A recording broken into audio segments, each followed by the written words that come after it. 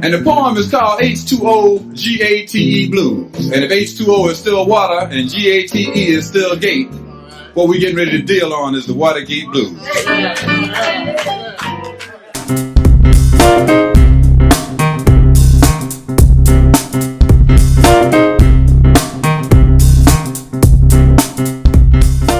I'm going to step outside and blog today.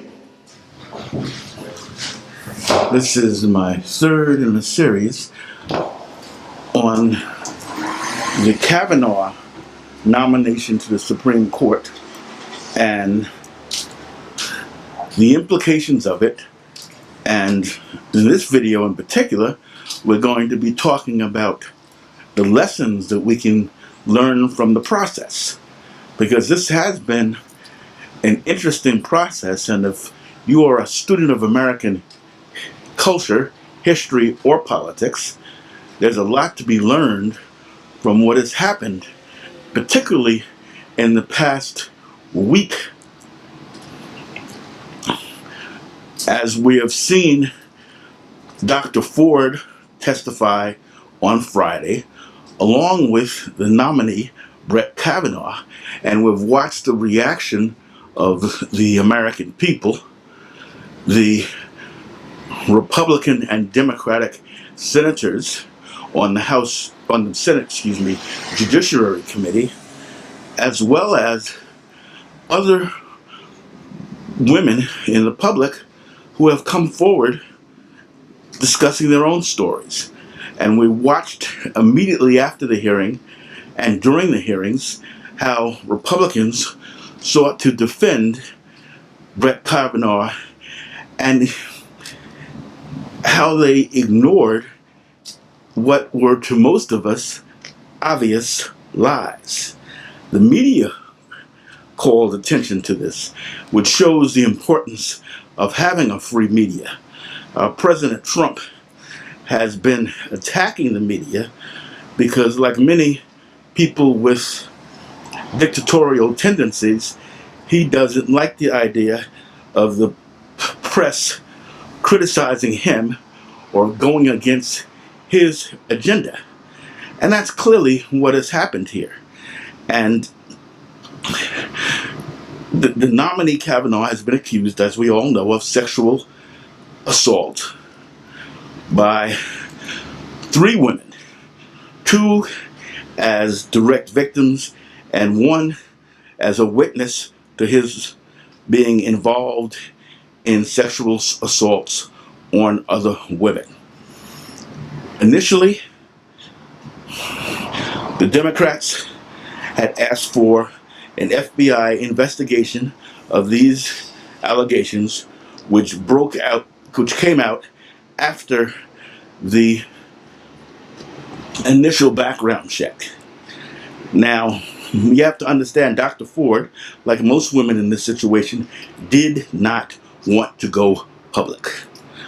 But once her accusations had leaked publicly, she agreed to come forward. Now, Republicans have tried to focus on the fact that the information was leaked as opposed to the substance of the accusations. And obviously, from a moral and social standpoint, that's pretty bad, because the substance of these allegations are serious. They are crimes of violence, heinous crimes against women. And these type of crimes have been covered up, not just in the United States, but around the world for too long.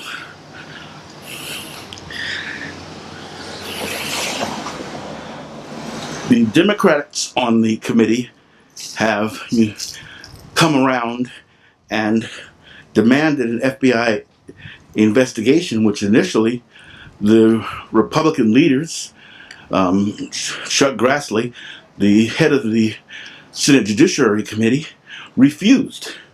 But after such an uproar in the wake of Friday's testimony, an agreement was made with Senator Jeff Flake of the Republicans, said that he wouldn't vote the nomination out of committee unless there was a 1-week investigation. Then the president tried to control and limit the scope of the investigation by only focusing on 2 women. And there was a backlash against that. But the point I want to make today was the only reason we're having this investigation is because women confronted Jeff Flake. They didn't confront him civilly. They confronted him, some people might say rudely, and I would say they confronted him justly. Woman told him in the elevator, look at me when I'm talking to you. That's not considered polite. But sometimes politeness is the wrong approach. And I've had a disagreement on Facebook with a number of people about this. And I really think it comes down to their political experience. They may have worked in politics, but as an insider playing that inside game, but as a black person in America, we've had to play the outside game. And we know that to get things done, you have to sometimes confront them. Martin Luther King talked about this, of course, in his letter from a Birmingham jail. So I identify with these women totally. I'm out here in the park again. It's getting a little warm. It's supposed to be 86 today, even though this is October 2nd. This is the Atlanta area in Georgia, Brookhaven. So the heat is with us, even though this is normally a cooler time of year. But we know with climate change, euphemism for what was really global warming, this is what we're dealing with.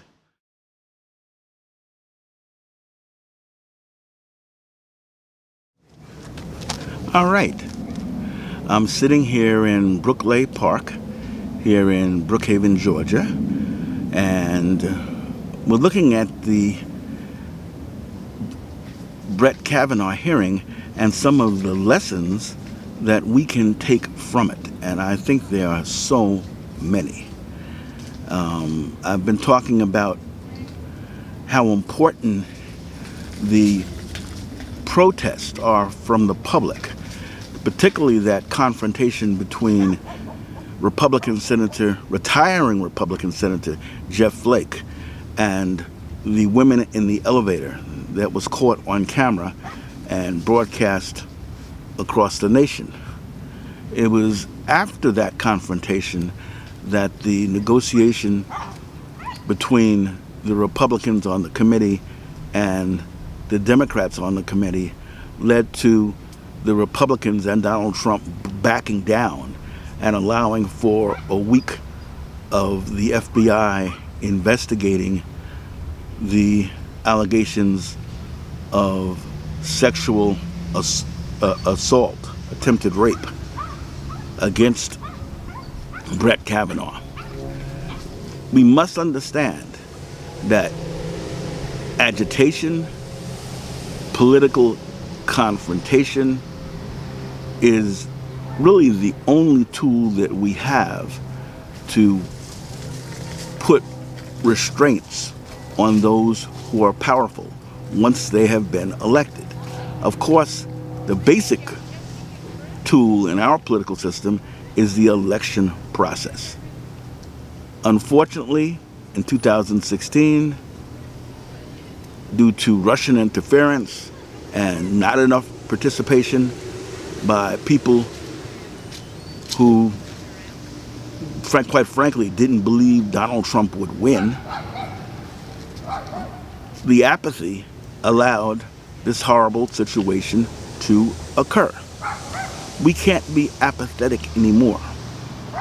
We see how important this is. This accused, alleged sexual abuser, rapist, person who participated allegedly in multiple sex acts with multiple women upon getting them drunk. There are allegations that he was around the punch bowl when people put what we called roofies or drugs into the punch bowl to get women inebriated so they were not able to consent to sex. And then to have what is crudely called trains run on them. In fact, in his yearbook, he speaks about one woman in particular who did not go to the school, but he called an alumnus, making an obvious reference to the fact that she had been sexually used by the men at that school. Now, during the hearings, Brett Kavanaugh was questioned about it, and he denied it. But look at the comments from the yearbook. Go to the Urban Dictionary on your computers and just look up the comments and see what they mean. There's no question as to what that yearbook was referring to. Kavanaugh, like the man who appointed him Donald Trump, count on people's ignorance, coupled with what they may perceive as their self-interest, to act immorally and put immoral people in office. Remember, Donald Trump himself acknowledged and admitted on tape sexually assaulting women, clearly without their permission, or it wouldn't be an assault. And he thinks this was all right behavior. That's why he's not troubled by Brett Kavanaugh's obvious lies about his behavior, his drunkenness. His friends and people who knew him have said that he abused alcohol to the point of passing out, which he denied while he was being questioned, and rudely asked a Democratic female senator, well, she passed out. I mean, this is just improper conduct. It doesn't just involve improper conduct in a hearing. It shows improper temperament, that he does not have the judicial temperament to be a judge. With all this said, after the FBI comes back with this short inquiry, which is clearly not long enough, he may be appointed to the Supreme Court. And understand what we're facing. We're facing a Supreme Court very similar to the one in the 1890s that produced the Plessy versus Ferguson decision. The decision that we're looking at this time has to do with women's right to choose an abortion in the first trimester. That's the key issue. He is opposed, and just as importantly, in the short term, he has supported the imperial presidency, the idea that the president cannot be subpoenaed, the idea that the president cannot be held accountable while he's in office. And this is exactly why Donald Trump nominated him. He wanted somebody to protect him. That's why he was mad at right-wing Attorney General Jeff Sessions for recusing himself from the investigation because he had worked on the campaign. Trump has blasted him since, even though his policies that he implemented have been extremely harmful to poor people and people of color. Now Lindsey Graham, who viciously attacked Democrats at the hearing on Friday, is auditioning for Attorney General's position. It's very clear. His nasty attack on Democrats in the hearing on Friday was clearly an audition for Donald Trump's benefit. That's what that was about. Make no doubt about it. After the midterm elections are over, there's a good chance that Senator Graham of South Carolina will be the Attorney General. That is disastrous because he will be put there to protect Donald Trump at all costs and to end the investigation into his conspiring with Russia and his various financial improprieties, particularly in light of the emoluments clause to the Constitution, which says you cannot engage in activity which benefits you. He's clearly done that, encouraging foreign dignitaries to stay at Trump properties. And the web of corruption around Trump is legion. We know this.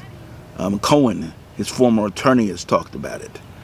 There have been, 16 indictments so far that have been brought by the mother. But understand, call your senators this week.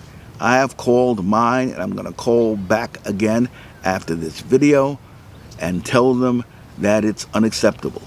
Yes, my senators are both Republican, but I'm going to call them and tell them that their tenure in office, my vote and people like me, my vote, are not going to be theirs if they don't stand up to this behavior.